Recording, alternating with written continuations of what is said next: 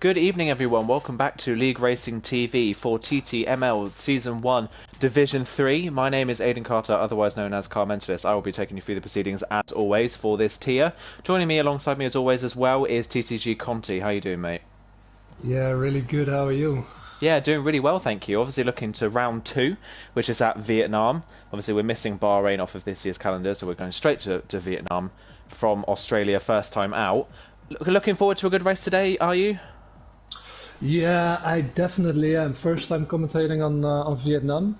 It's quite a tricky track, so yeah, let's see what happens. Let's hope a lot of people can finish the race.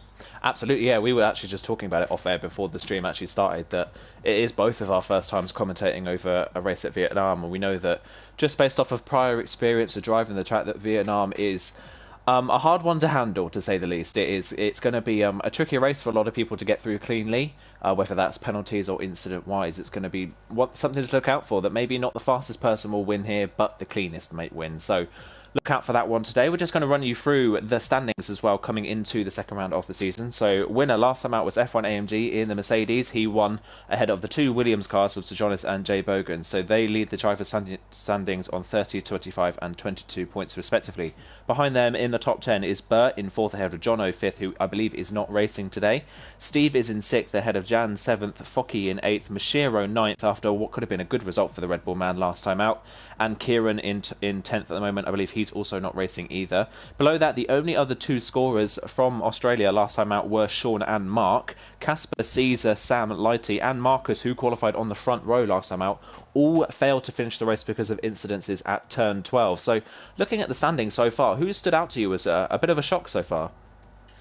As a bit of a shock, yeah, I have to say Caesar DNFing, Mark. Yeah, I said last time before I had high hopes for them, but didn't come out. Um, yeah, and besides that, great job from F1 AMG on winning the race. Yeah, absolutely. I'd probably agree with you on Caesar. I know Mark and Caesar quite well and I've raced against them before. And Australia definitely wasn't the smoothest race for the Renault team. Mark managed to get to the finish and score points. Obviously, we're running a completely different point system to how normal Formula One is run. So anyone that finishes the race does get points. Mark managed to make it to the end, but almost a lap down after I think 3 pit stops in the end. So Mark really struggled to get to the finish, and obviously Caesar didn't get there at all. And F1 AMG as well, fighting the Williams. He didn't win on track. Jonas won the race on track, but AMG stole it on penalties at the end of the race. So those top 3 looking pretty clear at the front of the field, but another person to look out for today, maybe Mashiro, wanting to make up for that mistake last time out. Oh yeah, he definitely wants to do that, but I promised him I wouldn't be commentating cursing him, so I'm not going to go into Mashiro for today. That's a good thing to do. I think we might have. I've cursed so many people over the last week as to how things are going to go. I think I said on Tuesday before a race I commentated over that hopefully servers are fine, and then all the servers crashed. So I'm cursing everything at the moment. So if I talk good about you before the race or qualifying happens, I do apologise. I may have ruined your race for you, but we're just going to get going for qualifying. Going into qualifying, do you expect everyone to start on the soft tyres, or do you think we see a bit of a mix of strategy here? Well, I tried it earlier today in Grand Prix mode and online mode. You should stay away from the hard tires, just not grippy enough. So I really think there's going to be a lot of two-stoppers, soft, medium, softs. Absolutely, yeah, that is something to look out for. This is really the first round on the calendar where we'll see a real mix of strategies. We saw obviously a few mix of strategies last time out in Australia. We saw Bert, who finished 4th in the end, go for a soft medium strategy at Australia. It almost paid off for him. He nearly caught the Williams and the Mercedes at the front of the field, but wasn't quite able to get to the front of the pack in time to really capitalise on it, unfortunately. But like you say, yeah, a 2-stop and a 1-stop here are very similarly paced, and whether you can get those hard tyres to work for you, and if you can't, if you're doing a 2-stop, whether you can get through the traffic quickly enough. Yeah, that's the other thing to look at definitely, and not to get held up in the pits. I mean, it's pretty close, a couple of guys, so it's definitely gonna be struggles. If you get caught in traffic, it's gonna cost you time. Yeah, absolutely. And another thing about this, as we were talking about this before we went live as well, is that Vietnam, while theoretically should be an easy track to overtake on, the fact that it isn't is a bit shocking. There's a few places where it's possible to overtake, but the track for a Herman Tilke street circuit is quite narrow in a lot of places. So getting an overtake done around this track could be actually quite difficult. Yeah, it definitely is. Some corners, when you enter them, look quite wide, but the exit is really narrow. So if you go side by side there, you just the one on the outside is gonna get pushed into the wall and has his race ruined. So yeah, you have to really pick your places to overtake. Absolutely, yeah. I think probably the places we're going to see the overtaking most of is where Mark is coming down to now, which is the hairpin at the end of the very long back straight. But like you say, it's a very tight hairpin. It's, I think, probably the second tightest hairpin on the calendar bar lows, but it's still a very tight hairpin coming out of there and tight on the exit. So it's going to be important to pull a move off before you get to the corner. Other places that there may be overtaking opportunities are down at the end of the first DRS straight down into the start of the second sector, and maybe turn one as well. We can get close enough out the final corner, but those are the real only overtaking spots, and obviously the whole of the final sector, it's impossible to overtake. Yeah, there's a lot of corners, fast sweeping corners, and really tight corners. So, I hope it is possible. It's just my driving skills. I tested it and it couldn't be done, but I really hope someone can do it. Yeah, we'll have to look out and wait and see. We're going to ride on board with Jan then. He finished in the top 10 last time out. He's going to be our first person to set qualifying time here at Vietnam. Look for people to maybe in the 32s. That might be where we'll see people today. Let's see what Jan can do as he comes through the first sector. Very long right-hander before you go through a short kink onto the first DRS straight off the track. Coming down to the end of the first sector. Let's see what the first sector time is for him, and it is a 25.6 across the sector point. Marking behind him though has immediately gone faster in the Renault. So Jan looking for maybe a bit of a smooth banker, doesn't take a lot of the inside curve there at the chicane, through another long left-handed corner onto the back straight, longest straight on the track, sorry, not on the calendar, but it does seem to go on forever as he goes down. It does weave in and out as well. It's not a perfectly straight back straight, so it's still going to be difficult to overtake if you have the overspeed, because you don't want to hit a wall on either side of the track. Coming down into the tight hairpin at the end of the straight then. A little bit of a lock up on the inside, but gets the car stopped nicely, stays away from the outside curve to get the best traction, has a little bit of a wobble and just keeps it out of the wall. Coming to the end of the second sector time, it looks like Mark behind him is much faster at the moment. He's actually catching the Mercedes man through this lap into the technical final sector, based off of Monaco this first part, and then this is almost like a street version of Suzuka, the second part of the final sector. Here he comes then into one of the penultimate corners on the track, into the penultimate corner then, the tightest corner in the third sector.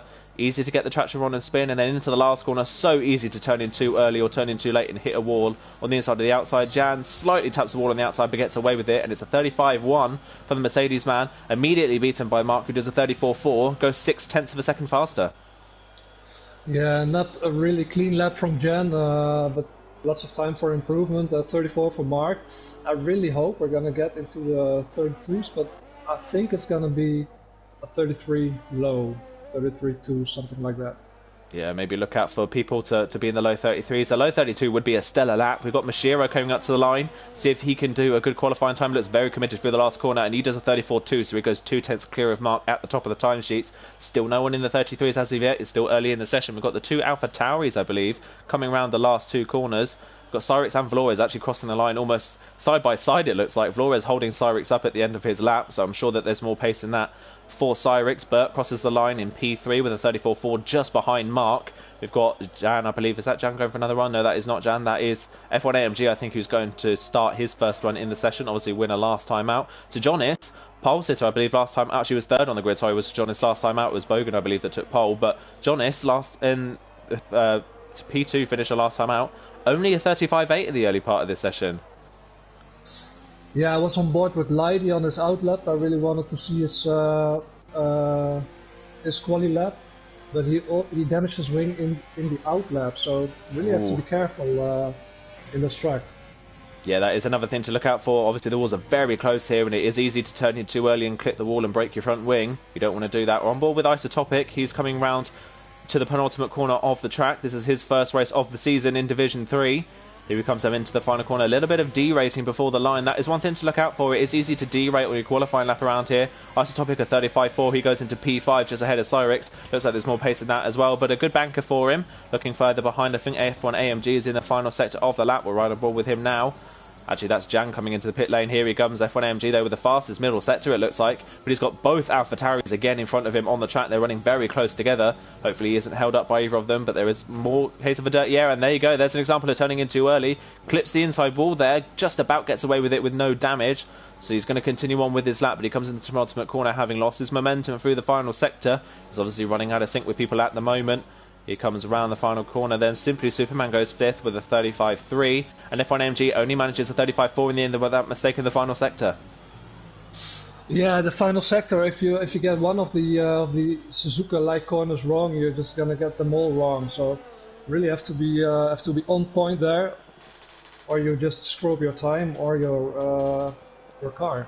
Absolutely, yeah, one thing to look out for. Jay Bogan then crosses the line, P5. So again, the Williams guys, they showed a lot of pace last time out in qualifying. They were immediately fast out the blocks in Australia, but this time around, they're not the fastest in the field. They're struggling a little bit for pace, as Steve in the Red Bull goes P6. He was running in P6 pretty much the entire race last time out and finished the race in P6 last time out as well. So he's looking pretty consistent. That's on his second lap on the soft tyres, though, so he's already at a disadvantage to people around him, having run 2 laps on the softs already. Only person that's gone out on the medium so far has been CPI Casper, but he made a mistake on his run and managed only a 52.8, so he's definitely going to be going again on a set of soft tyres. But we're at that phase in the session now where everyone's come into the pit lane and is just waiting to go out for their second run. After the first runs in qualifying though, who are you shocked by? Who do you think's done a good job so far in the first one, and who do you think's not performed as well as you would have thought? Yeah, obviously Mashiro because he's on top now, but I really think these guys are going to shave off a second of their time at least. Track is still green. A bit of a shocker. Yeah, Leidy damaging his wing on his outlap. It's just going to cost him time and tires. Not good. Yeah, absolutely. That's one thing to look out for. He is running out of sync with people now. He's on an outlap at the moment coming into the third sector. So we'll run on board with... We'll follow him around the lap. He's going to be the first person to start his second go in qualifying. Caesar and Focky have gone out onto the track for their first runs in qualifying as well. Looking lighted through the final sector, very technical part of the track. Probably the more favourable part of the track for a lot of people. They probably enjoy the last sector a lot more than other places on the track, as Lighty slows down then just before his first proper go at qualifying here. Comes around the final corner, keeps it nice and neat and well away from the wall as he comes down into turn 1 then. Down into turn 1. Does he go down into first gear? Does he go into second? Brakes at the 100-metre board. But misses the apex ever so slightly, just about gets away with it. It's a short run to turn 2 anyway, so he just gets away with it. He's got Ferrari Racer actually coming out of the pit lane right in front of him, so that's going to cost him a little bit of time there. Lighty had to back out of the exit of the corner to avoid the Alfa Romeo man as he comes down the first DRS straight then into the end of the first sector, looking for a low 25 in the first sector to be competitive. It's 26.1, sorry, is it a 25 or 26? I don't quite remember, but a 26.1 in the first sector. It says it's purple, but I'm not quite sure that is the case, unfortunately, for Lighty in the Ferrari. Through the left-hander, a little bit of understeer mid-corner onto the back straight. Long run now down into the hairpin, just kind of a sit and wait really for the braking zone. DRS obviously starts way down this back straight. It doesn't start right at the start, it starts just about now. So it's actually a relatively short DRS zone in the end. I think it's shorter than the pit straight's DRS zone. So here he comes then down into the hairpin. Brakes at just before the 50-metre board, so very late on the brakes. Misses the apex ever so slightly, but gets away with it already in third gear on the exit of the corner, trying to null any effects of wheel spin. Coming up to the end of the second sector, there's 1 minute 7.2 by the end of the second sector, so he's about a second down on what the likes of the people at the front of the field were doing at this point in the lap.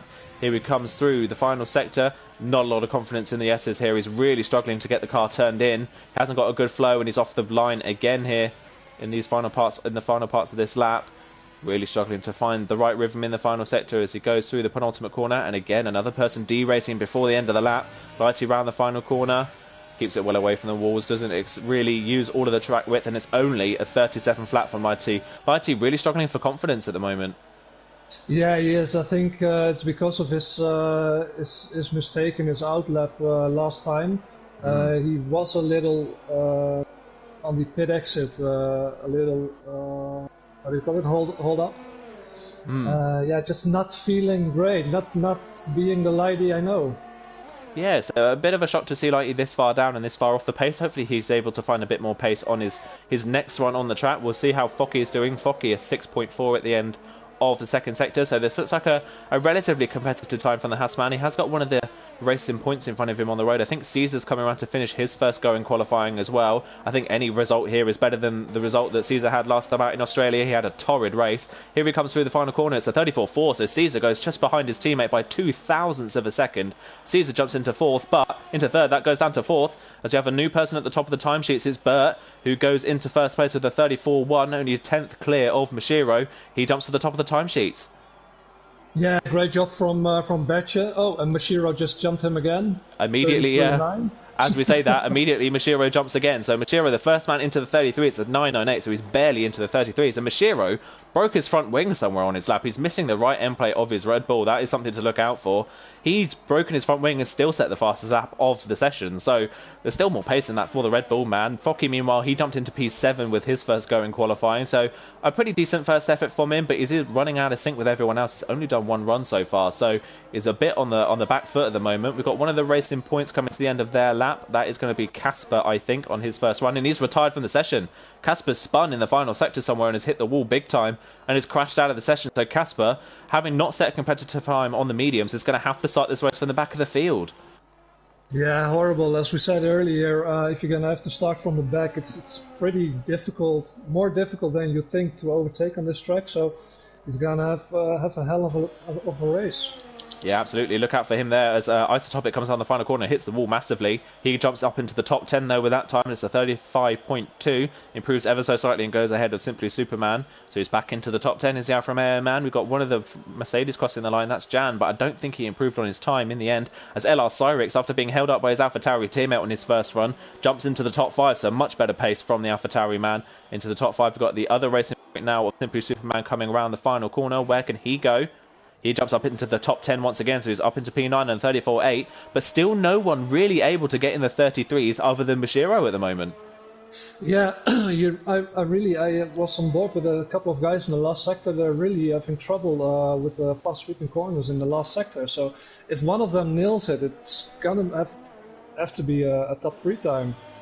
Yeah, absolutely. Someone that is able to get a good clean run in is going to do very well. With Steve in the other Red Bull jumps up into P3, a good improvement from him. He does a 34.2, jumps up into third place on the grid just behind his Red Bull teammate and Bert. We've got the other Renault of Mark, I think, crossing the line to start his what looks like his final run in qualifying. So we're right on board with Mark as he goes round the track. Currently running in P4 after only setting one time in the session. So let's see whether the track conditions have improved and are going to help him. Here he comes then to... Once again, that very, very long right-hander there. Really easy to catch you out and run too wide there as he comes onto the DRS straight to the end of the first sector. Let's see how much he's improved on his personal best time. Crosses the line and he's a 10th up on his personal best in the first sector, so a good start to the lap for him. So he comes round the next part, stays well away from the curbs there. So he jumps into third gear. Short shifts up into fourth to null the wheel spin and then onto the long back straight. He has got one of the Red Bulls in front of him. I think that's Steve, obviously, who's just finished his lap. He might get a nice little tow, actually, from the Red Bull man, but the Red Bull man moves well out of the way, so Mark doesn't pick up any sort of slipstream from him. Here he comes then into the hairpin. Got to make sure that you don't outbrake yourself here, because it can cost you a lot of time. He brakes at about 75 metres before the corner, gets the car stopped nicely, touches the apex slightly on the inside. That bounces him wide, but he gets away with it. Coming to the end of the second sector. Looks like a clean lap so far from the Renault man. Crosses the second sector line. He's still a 10th up, and it's a 5.9 at the end of the second sector. So it's going to be looking like it looks like he's going to have to set a very strong last sector to go to the front. Little bit of a slide there. And again, still people running a little bit offline here, not able to find the best runners. Cyrix is retired from the session.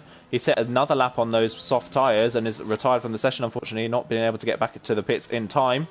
As here comes Mark round the final corner, again derating before the final corner of the lap. Little bit of understeer, but he comes up to the line. It's a 33.7. He goes 6/10 faster than his personal best in the last sector and jumps to the front of the field. A great lap in the end from Mark. Yeah, it was purple sector 2 and 3. Really confident. A little bit offline in the fast corners, but overall decent lap. Absolutely, yeah, but it just goes to show, even with Mark being offline, he goes to the front of the field. So someone that's able to really hook up this last sector could actually jump right to the front of the field. We've got... One AMG. Yeah, he's purple in the middle sector by the looks of things. Let's see what he can do. Oh, he's really wide of the line there, though, in the tighter part of the S's. That's going to cost him a few tenths there easily as he comes round into the penultimate corner of the lap. Let's see where this puts him. Race winner last time out. Let's see whether he's able to repeat the form and go to the front of the field as he comes around the last corner. Slightly taps the wall on the inside and whacks the wall on the outside because of it. And it's only a 34-4 from F1 AMG again. Another mistake in the final sector, and that's going to cost him a shot at maybe a front row start. Yeah, I think so. It looked good up until the last sector, and yeah, a couple of little mistakes. And it's what I said earlier. If you got one of those corners wrong, you're just gonna get them all wrong. So yeah, too bad for him. Yeah, that is a shame as Steve is now retired from the session. We're going with Lighty. Lighty is half a second up on his personal best, so this looks like a better run so far from him. Let's see how he is in the final sector. He obviously struggled a lot in the final sector last time round, so let's see if he's got more confidence. It looks like he's hitting the lines a bit better this time round.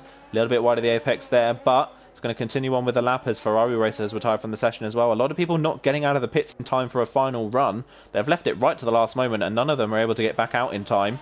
As here comes Lighty round the final corner. Can he improve? He says a 35.4, 1.5 seconds faster than his personal best, but it only puts him 14th for the time being. Sejonis, meanwhile, still in 15th. P2 last time out, hasn't set a good time so far. Yeah, really surprising. He showed pace in Australia, last race out and qualifying. So let's hope it's his final run. Let's hope he's gonna get a good one. Yeah, it comes to the end of the first sector. It's only a 26-1 in the first sector from Sejonis, so he's well off the pace. He takes a lot of inside curb there, takes a lot of inside curb and gets away with it. So a good line through the chicane, so it looks like it might be a better middle sector. But his first sector, again, from Sejonis was quite a bit off the pace as he comes down the long back straight. Great helicopter camera we've got here down the back straight. Here he comes. Got a lot of people now coming to start their final runs. There's only about half a minute to go in this session. A lot of people are going to be rushing to get to the line in time for their final runs. Here comes Jonas then up to the hairpin. Where does he brake for the corner? About 70 metres before the corner. Has a bit of a lock up into the corner. Affects his run on the exit a little bit, but gets away with it. Really revving the car out in third gear there. Mark's retired from the session, so he's not going to be improving on his run. Sejonis 4.5 tenths up on his personal best, but still quite a bit off the pace at the front of the field at the moment. So Sejonis really struggling for pace. Bit of a shock to see him this far down. It looks like he's not going to really jump that far up the field at the moment either. Here he comes through the final sector then. A better line through here than we've seen from some other people. So he comes into the ultimate corner again. Another person derating before the lap is finished. And a lock up there big time from Sejonis. Runs a bit wide into the final corner. Nice and neat through there. And it's only a 35 on to Sejonis. Only manages P12 in the end. Yeah, for me it's shocking. I really expected him to be higher up. And but same for Jay Bogan. They really showed pace and racecraft in the last race, so I'm a bit surprised with P12. Caesar, meanwhile, is on another lap. He's on an absolute flyer. He's 7.5 tenths up by the end of the middle sector. So let's see what improvement you can pull out of the last sector. Are we going to get a Renault front row lockout because of this? Here comes Caesar across the line. It's a 33.6. He steals pole off of his teammate. This is much more like it from Renault. We didn't see this last time out in Australia, but they lock out the front row at the moment. Can Mashiro do anything about it? I don't think so. Well, not in qualifying, I think. He was a bit... Yeah, he's 2 tenths down. 2 tenths down, so... Let's see what his last sector is like. Let's see if he can improve in the last sector. We have seen people make massive improvements in the last sector, but at the moment, this isn't going to be it for Mashiro, and Burt in front isn't improving on his time either, so he's not going to really challenge the Renaults unless he sets a blistering final sector time. We've got Isotopic, I think, round in the last corner to finish his final run in qualifying. Does he jump up the field? No, he doesn't improve. Here comes Burt across the line. He improves, but stays fourth. Mashiro across the line. He doesn't improve at all, so... the only person that can knock these guys off pole is Bogan, and he stays 8th, so in the end, in the final runs, only Caesar was able to improve, and Renault lock out the front row. Yeah, well, surprising. It's just completely turned around from last week. Caesar and Mark are doing great, and the race winner and podium guys from last race out just have to start from the midfield. Yeah, that is such a shame for Vietnam as well, because this track is so narrow. Starting in the midfield is going to be a real test of people's abilities to keep clean on the first lap, especially towards the end of the lap. But yeah, it's completely swapped around. We said last time out that Renault were going to be good and that it was ended up being Williams that really dominated proceedings as a team last time out. But this time around, Williams are nowhere and Renault are at the front. Behind them, though, it is Mashiro and Burt 3rd and 4th. Mashiro once again towards the front, but doesn't seem to have the best qualifying pace. Mashiro does have much better race pace, so he's probably the closest of the challengers to Renault at the moment. But other people that have done so well so far in qualifying, Steve up in 5th, a better qualifying for him than in Australia, and Cyrix as well in 7th. But yeah, Jay Bogan, lights of Jay Bogan, Focky out of place really, Jan out of place for the second qualifying session in a row. Yeah. What I said, shocking. But let's see if they have good race pace and just they just have to be um, really consistent and keep their wings on their cars. And I think there's going to be a couple of safety cars today, so Mm. they still have a chance.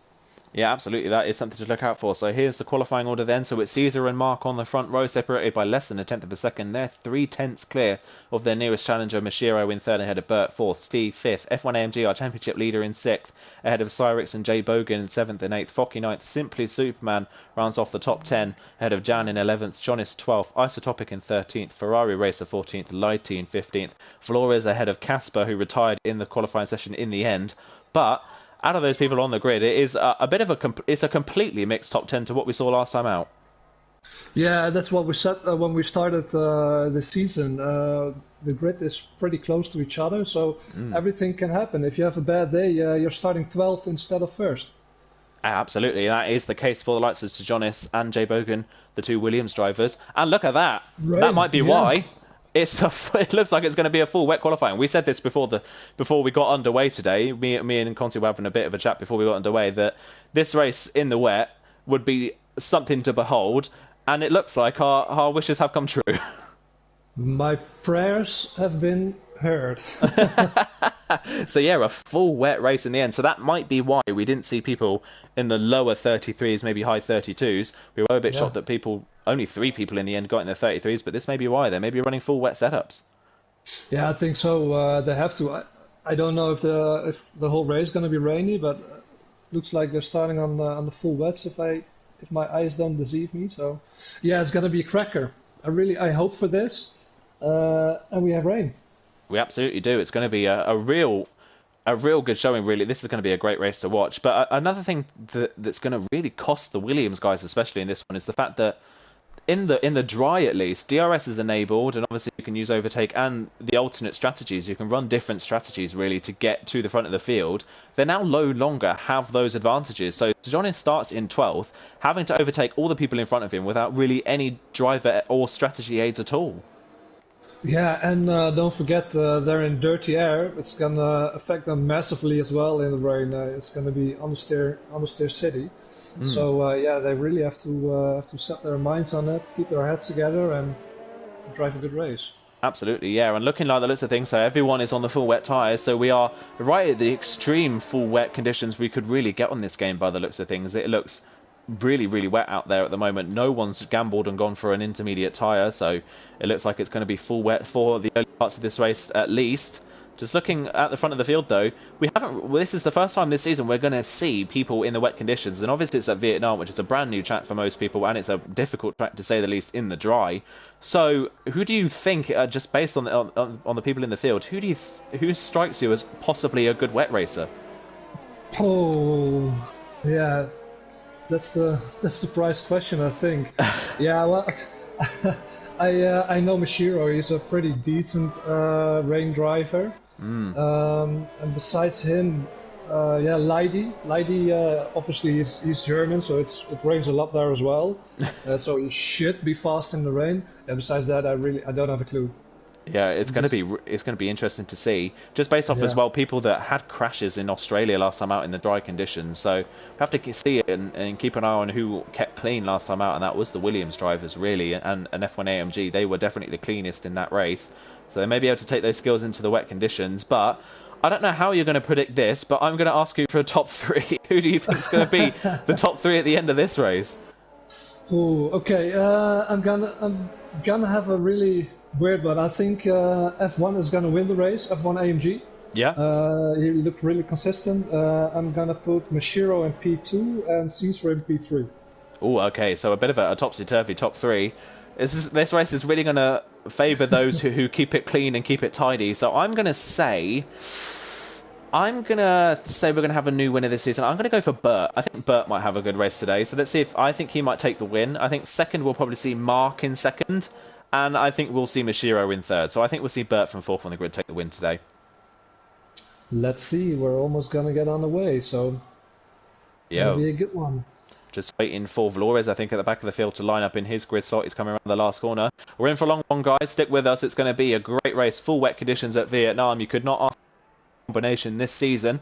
But it's an all Renault front row. They're the first team to lock out the front row. Let's see what the Renault drivers can do off the line. Who's going to get the best start in the wet conditions? Here we go then, waiting for the lights to go on ahead of the drivers. Here they come then. The 3, 4, and then 5 lights ahead of the 2 Renault men on the grid. Who's going to get the best start? It's a long hold, but away they go, and it looks like Caesar has jumped everyone off the line. He gets a good start in the Renault. Looking in further behind as well, Mark looks like he's had a pretty decent start. Mashiro's dropped a little bit off the line, so Mashiro's not quite able to challenge the Renault drivers in front. Caesar, though, takes the lead into turn 1. Mark's still in P2. Mashiro, I think, has run wide in turn 1, but he's managed to keep third on the road at the moment. It's a bit of a timing glitch on my end, but that should sort itself out by the end of the first sector. But it's Caesar that leads ahead of his Renault teammate Mark. They've kept the positions at the start, as has Mashiro. It looks like Jay Bogan's up into 4th at the moment. Jay Bogan's had an incredible start in the Williams. I don't know where from. He started this race 8th on the grid, and he's 4th possibly. As we come to the end of the first sector then. Here comes everyone through the first sector time as the timing seems to sort itself out now. So it is Caesar that leads ahead of Mark Mashiro. Jay Bogan with an incredible start up to 4th place. Bert has dropped to 6th from 4th on the grid. He's behind F1 AMG now. Steve down to 7th. Cyrus down to 8th. It's from 12th. His side Simply Superman. 4. Bit of a tussle there. But on the long right, on the long left-hander going onto the back straight. Jonas weaving to try and get the tyres warmed up as he comes down the back straight. Again, there's no DRS here, so it's all going to be on overtake. Here comes Jonas to the sector point, to the hairpin, sorry. Can he get the move done? Meanwhile, Jan and Isotopic behind are going side by side. Jan's got great straight line speed. Here he goes into the hairpin. Superman turns a defence to an overtake. He dives down the inside, but here's the problem with the hairpin. It's so tight. You can't go side by side through there. And Simply Superman kind of forces his way past Cyrix and up into 8th place. So a good move there from him. Cyrix coming back down the inside. A bit of a dive from late back. He clips the curb on the inside. They get away with it. Cyrix has actually got front wing damage. Oh, and Cyrix bounces off the side of him and off the Superman and hits the wall and is retired from the session, unfortunately. So we've already had our first casualty, and that is a virtual safety car. So everyone's able to cool down at the end of the first lap. Cyrix, our first casualty of the race. But after the first lap, what an incredible start from Jay Bogan, up to 4th from 8th on the grid. Yeah, Jay Bogan, really great start. Same with T. Jonas, three places up, and the big loser of losing out, I should say. Loser is sounding really, really awful. Was fucking good. He lost 3 places. Yeah, Focky's dropped to a lot of places in the Haas. Both Haas cars having poor first laps. We had our first person into the pit lane, that's Casper. He's coming looking like maybe to replace some front wing damage as the virtual safety car has ended. So we are up and going once again, but it's Caesar that still leads by 1.2 seconds over Mark, who is 1.1 seconds clear of Mashiro. Caesar looking confident at this point in the race on those wet tyres. Mashiro running in 3rd ahead of Jay Bogan in 4th. F1 AMG is in 5th. Behind that is Bert in 6th ahead of Steve in 7th place, and then a gap back to Jonis in P8 by the looks of things. I think Jonis may have actually made his way past Simply Superman somewhere. So Jonis up into P8 now. Simply Superman down to 9th, and Jan rounding off the top 10 at the moment. As here comes Casper's coming out of the pit lane now, so he's already made a pit stop. He's come back out on the wet tyres after replacing his front wing, so he's way down the back of the field. Let's hope that he can catch back up to the queue in front. It is already drying out. There is some sort of dry lines of, well, a drier line at the moment starting to form. So it looks like the track is drying out and the rain isn't coming down too hard. Looking in further behind to see who else has had a good start. Isotopic, unfortunately, hasn't had the best of starts. He's still running in P11. He's coming under a little bit of pressure now from Focky. Flores has made his way up in the other AlphaTauri. Ooh. We've got a bit of a... Oh, I didn't quite see if anyone's... Oh, Jan, yes. Jan is Simply Superman. Jan down the inside. Jan's going to get the move stuck. Simply Superman's actually broken his front wing somewhere as well. And look at that. Jan really struggling for traction on the exit of the hairpin. Still struggling for traction in 5th gear. But he gets the move done before the hairpin and is up into P9. Yeah, great overtake. Just what we talked about. If you want to overtake there, you have to do it in the... Well, Simply Superman is really struggling on his exits of the corner, and his wing is completely done now. Yeah, he's going to have to come into the pit lane with that amount of damage. That's both the racing points then that are going to be pitting in the early stages for front wing damage. He's sticking well out of the way of people. He's letting people through, which is good sportsmanship from Superman. Is he going to dive into the pit lane? He is. So he's in to replace that front wing. Caesar crosses the line to start lap 3. He sets the fastest lap of the race. He's now 1.7 seconds clear of his teammate. Mashiro in 3rd, starting to catch Mark ever so slightly. And all 3 of these guys are now starting to drop Jay Bogan as Sejonis sets the fastest lap of the race in P8, catching Steve in front for P7. Yeah, great start from Caesar, already 1.8 up, and Mashiro is getting used to the wet, it seems, because he is catching Mark, and Mark is really struggling. But it's understandable. I mean, this track, the exits are quite tough when it's dry, and now it's raining. Wet track, different circumstances, so yeah, hats off for these guys. Hats off to these guys, yeah, for keeping going, keeping out of the wall. That is one thing to remember on this game. There is a new mechanic that means street circuits tend to have less grip than the permanent circuits on the field. So less grip and wet conditions. This is probably the worst you can get. Meanwhile, F1 AMG has caught the back of Jay Bogan. He's not quite close enough, and obviously there's no DRS in this race at the moment until maybe later on when it dries out. But F1 AMG looks like he's got great straight line speed, and he's using the overtake button to get ahead. Oh, but the natural curve of the corner takes Jay Bogan to the outside, and F1 AMG runs straight into the back of him and breaks his front wing because of it. And Jay Bogan still down the inside is going to keep the corner, but this is exactly what we were talking about. The problem with Vietnam is that the straight isn't straight. So F1 AMG tries to go to the outside, which then turns to the inside for the hairpin, and Jay Bogan just takes the natural racing line, and F1 AMG runs straight into the back of him. Yeah, it's what I said. We're not going to have an easy night tonight keeping up with everything, but yeah, F1 AMG was catching fast, and what you said, it's not really a straight. It's like the, what is it, Baku, the Baku straight. Yeah. There's a little kink in it, and it can catch you out in these conditions. Yeah, F1 AMG then diving into the pit lane. Third person in this race, 3 laps in, third person in the race to come in and change that.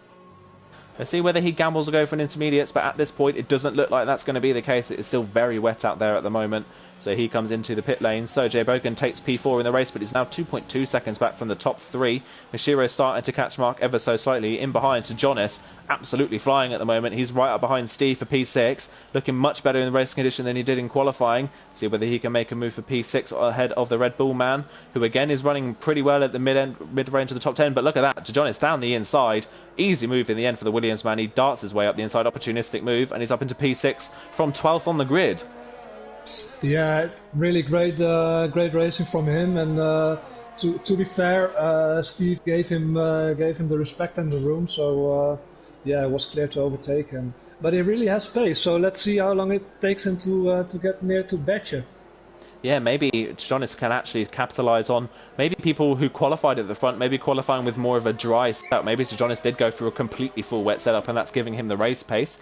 So let's see whether he can catch the guys in front. He's already a second clear of Steve after one sector, so he's absolutely flying. Jan is now starting to catch Steve as well. Jan, we saw this from Jan last time out in Australia. Didn't have the best of qualifyings and early laps in the race, but worked his way forwards towards the end of the race and scored decent points in the end. We're seeing it again from him here. He didn't have the best of starts or the best of qualifyings, but he's working his way forward steadily, and he's on the back of Steve for P7 at the moment. Further in behind that, Isotopic into 9th ahead of Focky, who's in the top 10 now. After that relatively poor start, Ferrari Racer in 11th ahead of Flores in 12th. And then F1 AMG, Casper, Simply Superman and Lighty have all come into the pit lane actually to replace their front wing. So they're running down 13th through to 16th, but they are still going in this race. So they will still score points at this point if they continue on. But we're coming on to lap 5 nearly now. Caesar has a 2.5 second lead over the Renault man. Caesar looking really comfortable up front. Yeah, he does. Really clean racing from him. The gap is just going up and down a bit, so it's pretty stable, around 2.5-3 seconds. And behind that, Mishiro, he's catching until upon half a second, and after that he falls back again. So I think it's really tough in the rain to stay close to someone. It does look like that is the case, and obviously it's so easy to break traction around this track, especially in the wet, that a slight error can cost you loads of times in the wet conditions at the moment. As I think, did we just see someone go off in the background? I think we might have just saw Bert go off in the background. I think that is the case. I don't know, but Bert has dropped a place to Jay Bogan somewhere. Bert was not that far behind. Actually, no, sorry, that's my mistake. Bert was behind Jay Bogan. I'm getting Jay Bogan and Jonas mixed up already in this race. That's already taken a toll on me. I thought I saw someone going wide in the background, but that just looked like the natural curve of the corner. But Jay Bogan, definitely the slower of the two Williams at the moment, as now Bert has caught him after F1 AMG caught him. It's now Bert's turn, and Jay Bogan is already completely out of ERS at this point in the race, which is a bit surprising to see him struggling so much to manage his ERS. Yeah, maybe I didn't pay attention to it, but maybe he's. Sorry to cut in there, Bert going for the outside, but a really late move from Jay Bogan to defend the inside, and Bert kind of had to avoid him in the end, not really go for the move and had to dart out of his way. That was a really late move from the Williams man to get the place. He holds on for the time being, but that is right on the limit of being too late of a move for the corner. That was almost Grosjean-esque from Silverstone last time out in real F1, but yeah, that was a really late move from him. Yeah, well, luckily we have stewards for that. Yeah, absolutely. But I would not be surprised if Bert reports that one because that cost him a run up the inside of the corner, and Bert has to stay in behind for the time being. And Jay Bogan continues to lose time out front. Meanwhile, Caesar has made a bit of an error somewhere, and Mark has halved the gap to him. So Caesar's dropped time somewhere with a mistake, and now Mark is nearly within a second of him. And actually, Mark sets the fastest lap of the race. So to compound Caesar's issues, Mark is now starting to pick the pace up and is also dropping Mashiro himself. So Mark's starting to look a bit more comfortable the further into the stint they get, but still Renault 1-2 and Mashiro 3rd. They are completely dropping the field behind us. Jan comes into the pit lane on lap 6. Let's see if this is a change for intermediates. It's actually not. Jan's broken his front wing somewhere. Yeah, and he skidded in the pit lane, so it's a 5-second penalty as well. So yeah, horrifying for him. Yeah, both Mercedes and both Racing Points having a torrid run so far. After a good start to the season for Mercedes in Australia, it's really falling apart for them so far at Vietnam, but we're only 6 laps into this race, so it's still not over yet for these guys. But yeah, Zhang is going to come out with Casper in around 13th place. Let's see where he comes out relative to the Racing Point man. He's going to be just behind, so he stays in 14th as Jan, but he drops right to the back of the field. Having a look further up as well, Isotopic's now worked his way up into 8th. He's kept it clean and has stayed ahead of Focky. And actually, Ferrari Racers now coming up behind Focky for P9. So Isotopic doing a good job of holding up the Haasman behind and is putting him under pressure from the other Alfa Romeo. Oh, Bertje and Jay Bogan. Ooh. Bertje was going for the overtake and in exactly the same place where F1 AMG had wing damage, and they touched and he went into the wall. So I believe he has right side end plate damage now. Yeah, Bertje does. Unbelievable. So that's the 3rd moment we've seen in it, is almost as many laps where Jay Bogan's come into contact with someone before the hairpin down the straight. I don't know what is happening with Jay Bogan's race at the moment. He's obviously struggling for pace, but these defensive moves at the moment are costing a lot of people a lot of time. And now Bert is ahead of Jay Bogan. The top 3 are completely gone in this race. They've disappeared out front.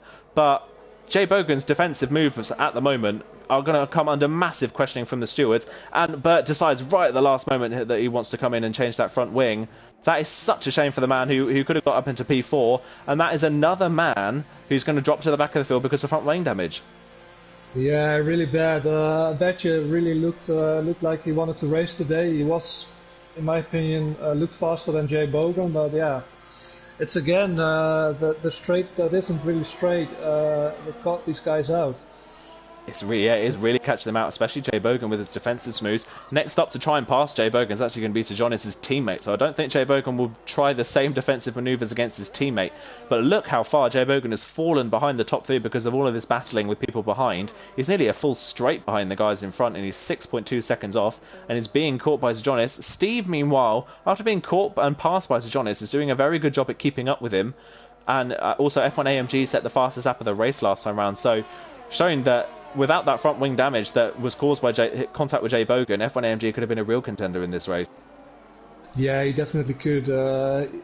Yeah, his qualifying wasn't that great, but probably because of the wet weather setup.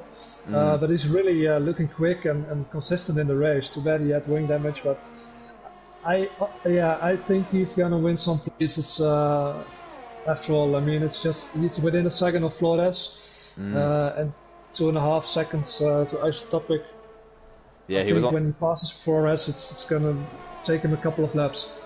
Yeah, taking a couple of laps with the amount of speed that he's got and how quickly he's driven away. Someone's actually just picked up front wing damage. I think that might be one of the Alfa Romeos. It is Isotopic's now the next one to pick up front wing damage. Wilmot's getting 1 a lap at the moment, so he's the next person to pick up front wing damage. I don't know if that was contact with Focky, because Focky has completely dropped the 2 Alfa Romeos at this point now. He's well out in front, so I wonder if there was contact between the 2 of them. F1 AMG has now worked his way past Flores and back into the top 10. At this point, though, the pace that F1 AMG is showing, I wouldn't be surprised that even after his pit stop, he might be back up behind Jay Bogan in about 5 or 6 laps' time. He's absolutely flying. He's so much faster than everyone else on the field, bar the top 3, as Isotopic now comes into the pit lane. So that is another man out of F1 AMG's way. He's only about 4 places behind his closest rivals in the championship. Yeah, he is, and I really think what we saw of him last race in Australia, really clean race, and he won on penalties. And today, it's a real championship contender, I think. Yeah, absolutely. Even with the contact that he had, he's still showing brilliant pace and he's coming back through the field nicely. People behind aren't really being able to do the same thing. Bert, meanwhile, after his pit stop, came out just ahead of Casper, so he's in 11th place. Jan's in 13th. He hasn't been able to catch Casper at all. Isotopic's going to come out ahead of Lighty and Simply Superman, so he'll be in 14th now after his front wing change. Looking back at the front of the field, Caesar still leads only by 1.1 ahead of Mark. The two Renaults now starting to drop Mashiro. He's 2.3 seconds back. I wonder whether we're getting to that point in the race now where the full wet tyres are starting to go off ever so slightly, and people are just starting to manage their tyres a little bit now. Yeah, I think so. I just did. Mashiro has a really. That was lucky. That was so lucky he didn't hit that wall where it stuck out. Yeah, that was a big moment for Mashiro. I don't know. The game says it's a one-stopper on full wets, but I don't know. I don't know.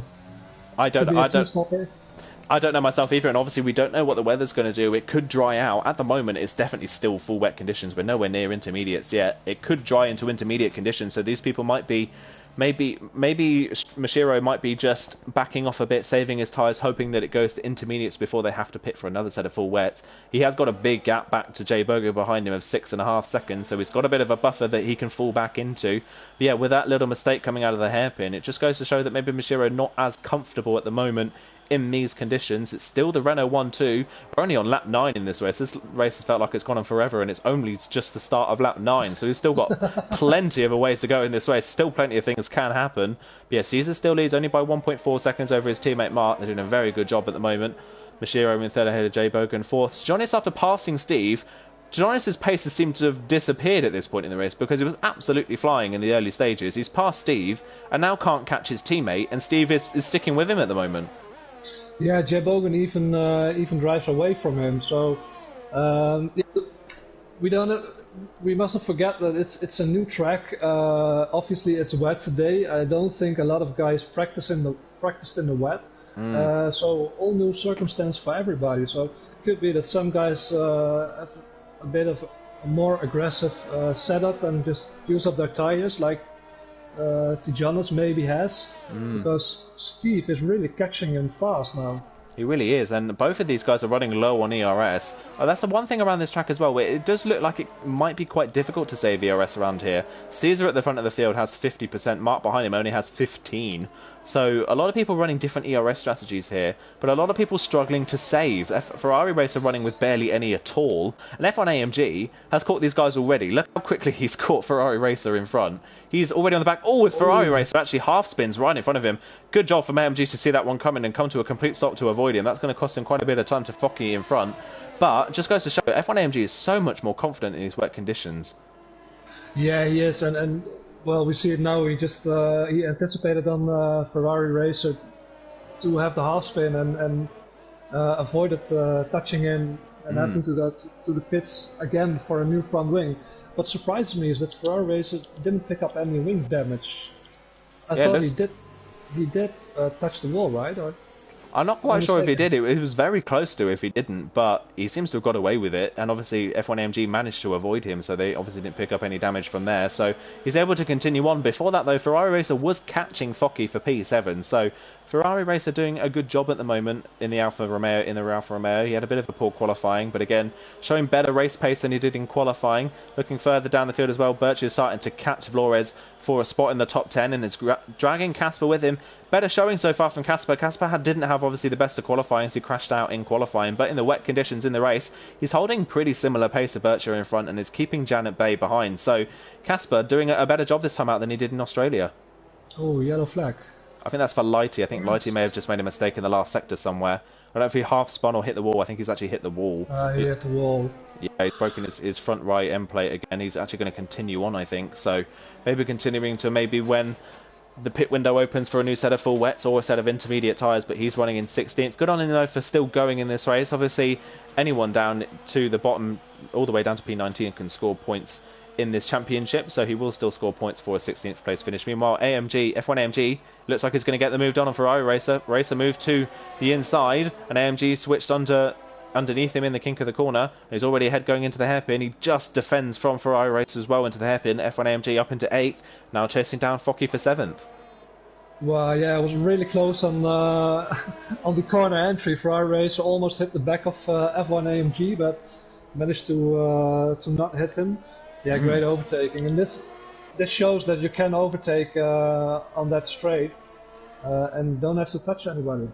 Yeah, it is. It can be done. You can pass down the straight and not pick up any ring damage from it. So F1AMG, the one to prove it. He was 3.2 seconds behind Focky at the start of the final sector. So let's wait and see how quickly he can catch the guys in front in a lap. He's already, looks like half a second up in the final sector alone. So he's got so much pace on Focky in front as Ferrari Racer actually goes into the pit lane. So I wonder what this is for. Is this for a new set of full wet tyres? Or is he going to be the first person to gamble for a set of intermediates? Let's wait and see what he does. We'll ride on board with him as he comes into his box. Still looking too wet for intermediate, so it's probably going to be just a full wet It does race. look like it's actually a front wing change as well. I didn't see any end plate damage on my end, unless he's only picked up minor end plate damage. But he's got a front wing change, and I didn't see any damage from him. So Ferrari Racer drops from P9. He's going to be behind his teammate again. Yeah, probably P15, I think. I think P14, simply Superman a bit too far back to capitalise on that pit stop. So yeah, 14th behind Isotopic, who's currently 13th. Yeah, and F1 AMG already just 1.1 seconds. And yeah, he's really flying. He's really flying. And Focky at the moment is only about 4 to 5 tenths a lap slower than the likes of Steve, Tejonis and Jay Bogan in front of him. So F1 AMG at the moment is about 2 seconds a lap faster than pretty much everyone in front of him up to 4th place, which is incredible pace. It is, and if we just calculate that 17 laps ahead, I feel I'm trying to do 34 seconds. Yeah, trying to do some quick maths. 34 seconds clear.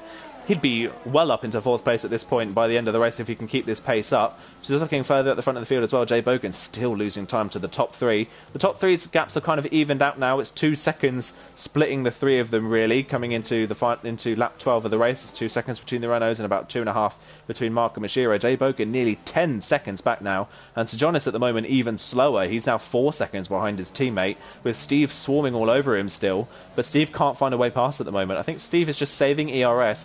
Jonas already as well, looking like he's almost out of fuel, so he's having to save fuel at this point in the race as well.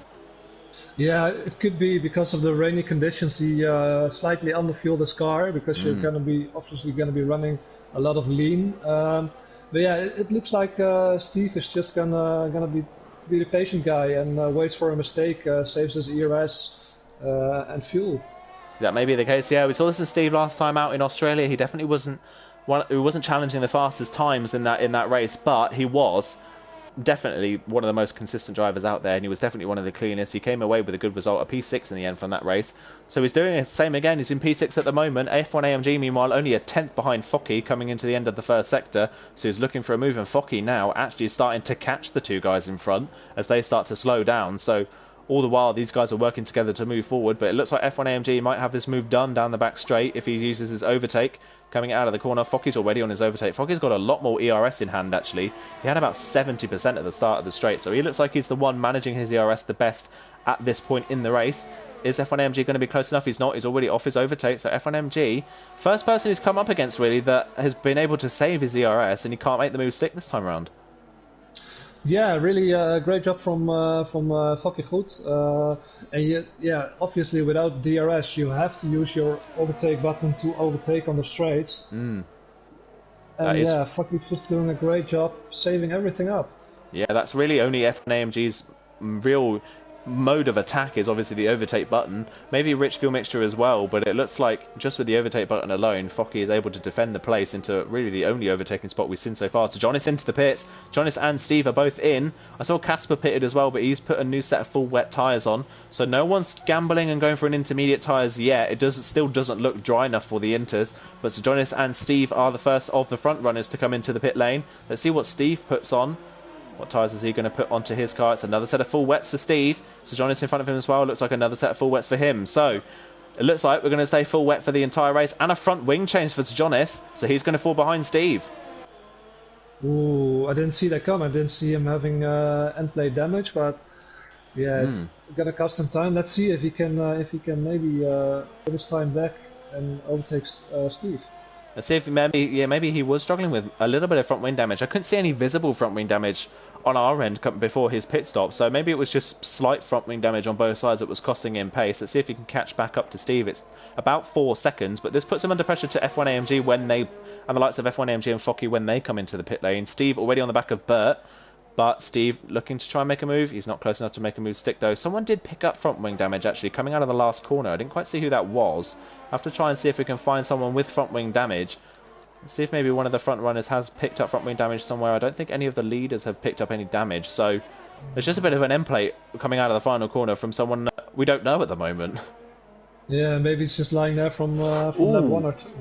Oh, sorry to cut in there, but Mashiro turned in a bit too early there for one of the kinks in the corner and actually hit the wall. He's amazingly got away with no damage, but Mashiro really starting to struggle now. He's fallen to 4 seconds back from the 2 Renault cars. Is Mashiro going to dive into the pit lane? He isn't. First of the leaders to come in then. First of the top 3 is Mark. He's going to pull the trigger for the top 3. He's going to come in for a new set of full wet tyres. It looks like for him, he's going to come out in a lot of clean air, luckily for him. So he's not going to struggle too much. Steve, meanwhile, has come out in all sorts of traffic. He is completely stuck behind Flores and Bert.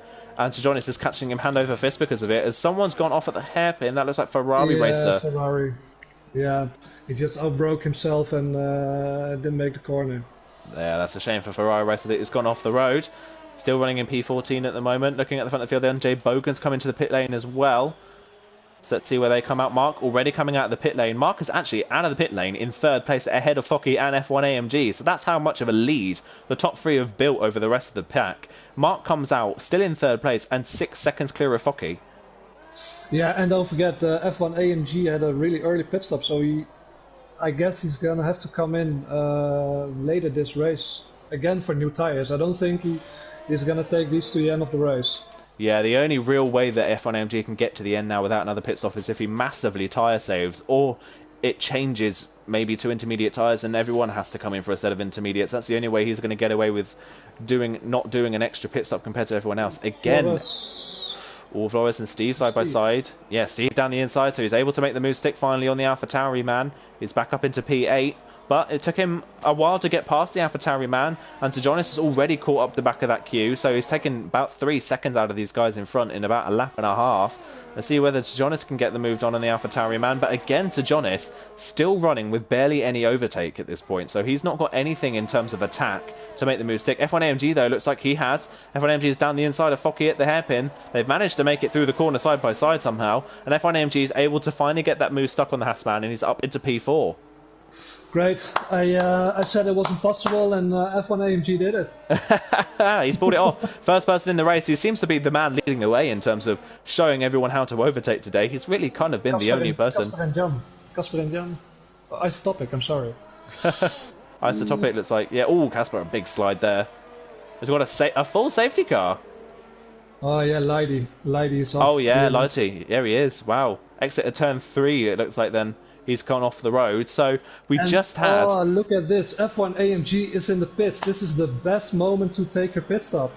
Absolutely. A brilliant time for him to come into the pit lane. I think Caesar and Mashiro have missed the pit window, but I think, if I'm correct, Caesar and Mashiro are ahead of the safety car, so when they come into the pit lane, they're not going to lose out that much time. Where does F1 AMG come out relative to the pack behind him? Obviously, the exit of the pit lane is much shorter than the run into turn 1 and 2. He's going to be close with Steven Sejonis. Can he beat them out, actually? It's going to be really close as Casper picks up a drive through. F1 AMG beats them out. F1 AMG, with another pit stop onto a fresh set of wet tyres, he comes out ahead of Steven Sejonis. He's jumped 3 or 4 cars in the pit lane.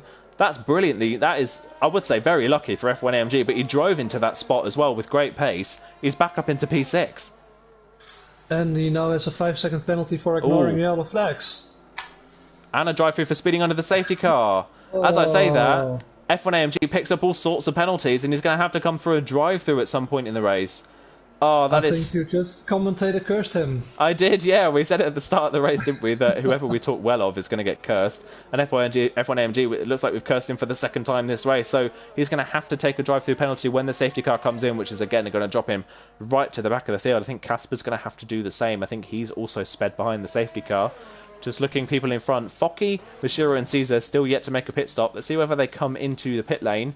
It's still absolutely chucking it down, so it looks like we're not going to be getting intermediates at any point in this race.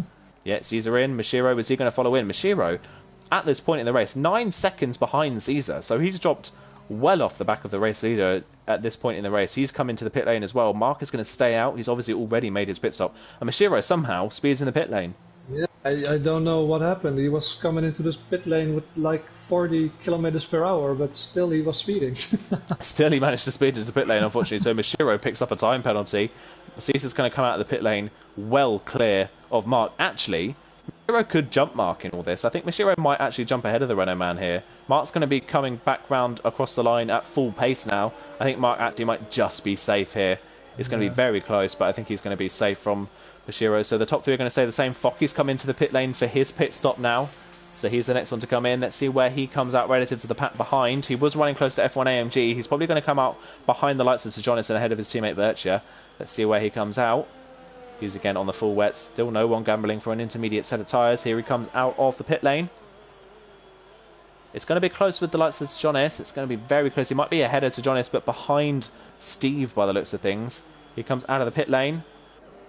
And around to the pit exit is side by side with Steve. Whoa! That was incredibly close. Steve had to give it. Steve had to back out of the corner there to give him the room. And actually, I think Focky has been told to give the place up to Jonas. So I wonder whether there's a bit of a problem with the pit exit here, where if you come out of the pit exit behind the lights, behind someone, but then come out ahead of them by the time you come to the actual pit exit on the exit of turn 2, it's considering that you've overtaken someone behind the yellow flags, and that might be why F1 AMG's picked up a time penalty. It could be, and to be fair, it's a really awkward pit exit, mid-corner. Don't know who designed this, but yeah, it could be. Maybe it's a Kony glitch again.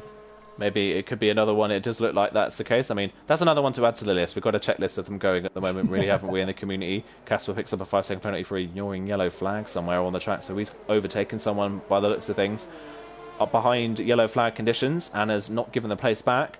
But the leaders are now starting to form up behind the safety car. But after those, well, just over halfway through this race, after the first half of the race, the field, apart from the top three, massively spread out in the early stages. Just goes to show how much a good rhythm is key to a good result we're here. Yeah, it is. I mean, eventually the top two kind of lost Mashiro as well. F1 AMG, really too bad he had wing damage in the start of the race, because that's the one who's really showing pace today. Yeah, he definitely has looked like the fastest man on the track. The race obviously hasn't gone his way, and it still won't go his way when the safety car comes in. He's going to have to serve a drive-through penalty. So we may see AMG charge back through the field once again. We may see it for the second time in this race. Another thing to look out for, Jay Bogan, he definitely has not had the pace in this race at all, but somehow has managed to hold on to P4 through all of that. Obviously that's with a few incidences with a few people as well, but obviously we'll have to wait and see what the stewards say about those incidents, because I imagine they probably will get reported. But apart from that, he's done well to kind of... He struggled in the early phases of this race. He's done well to kind of regroup and pick his pace back up again midway through, and has kind of been matching Mashiro and pulling away from his teammates since then. Yeah, he did. A couple of shady incidents, what you said in the beginning phases of the race, but after that, just I think he just had something like, let's put my head down and let's do this, because he showed not the fastest pace, but yeah, he was consistent and not losing time and the guys in front of him. Yeah, it definitely looks like Jay Bogan's one of the drivers in the field that probably performs better at Vietnam when he's not around people. When he's on his own, he's definitely got much better pace, so he maybe struggled to get into a rhythm whilst battling people. Just having a look at everyone else further down the field, so Focky came out obviously behind Sadonis, but on a fresh set of tyres. He's got the freshest set of tyres in the field, apart from Caesar, I think, on the track maybe. And then Birch is behind him in the other Haas in 9th. What a race that could have been really for Birch. Started 4th in this race, and then obviously he was another one to fall foul of contact for Jay Bogan. Do you think he can maybe work his way back forward in this race? Yeah, I think he probably can do that. He showed glimpse of his pace. Really unlucky with the Jay Bogan incident, but I think he can still win a couple of places. Yeah, definitely. I wonder whether Focky, his teammate, might let him go in this one and maybe let him have a go at the Williams guys. But obviously he was faster than Jay Bogan before that incident happened, so he was on for maybe running P4 in this race had he been able to make the move stick cleanly. Behind him, Flores has managed to keep in the top 10. He's kept out of incidents, really. He had a bit of an incident early on in the race, but since then he may not have had the pace, but he's kept out of trouble, and that's given him a top 10 position at the moment. But behind him, we've got people trying to come back into this race. So Isotopic, Jan, Ferrari Racer, Simply Superman, and Casper, all 5 of them really have shown pretty decent, maybe mid-top 10 pace, but just haven't had the cleanest of races so far. Yeah, and I think they have been praying for a safety car because they were well behind the other guys. Let's see if the second part of the race, if they can do some battling and take some places back. Absolutely, yeah. Just having a look at the stream chats as well, seeing who everyone is supporting at the moment. We've had a bit of support for the OWR guys, so Isotopic. We've had a bit of support for him. We've had a bit of support as well for the 2 Renault guys. So we've had Hardy Wakefield. Obviously, I know Hardy, XL Hardy. He's shown his support for the Renault drivers, as is Larkin as well. They're all showing their support for the Renault guys. And I will say, I don't want to obviously jinx them because Lord knows, I seem to be the witch of commentary, really, don't I? I seem to be cursing so many people at the moment. As Casper's coming, I think for maybe the 4th time in this race, I think Casper's coming for a pit stop. I'm not quite sure. I think he's had quite a lot of pit stops in this race. It's his 4th stop. Wow, so he's coming for another pit stop, and he's got a drive-through penalty to serve when he comes back out onto the track. But I will say, after Australia, I was a little bit worried for the Renault team because Australia, it obviously is a very difficult track, but coming into Vietnam is probably far more difficult than Australia. And I was expecting maybe Mark and Caesar to struggle again, but it's almost like we have two completely different drivers this time round. Yeah, I think they went on training camp together with Renault, just to get their heads together, get the morale back. No, they're really doing great today. What you said, they were really struggling, and Caesar DNF'd in Australia, and they were just leaving everybody behind them today, up until the safety car. So let's see if they can do that again and yeah, that's going to be the key, whether the Renault guys can build that gap back up again. Obviously, the pack is completely filled up now, so we've got the safety car coming in at the end of this lap. It looks like Superman's just going to catch the queue in time. Unfortunately, Casper will not. He's the full back straight away from these guys, so he's on the completely opposite side of the track, unfortunately, as we're about to get going. There's a bit of a queue forming there behind the safety car. John is almost running into the back of Steve there as Caesar slows down for the safety car restart. Have to wait and see where Caesar goes for the safety car restart. Mishira lagging back a little bit as well.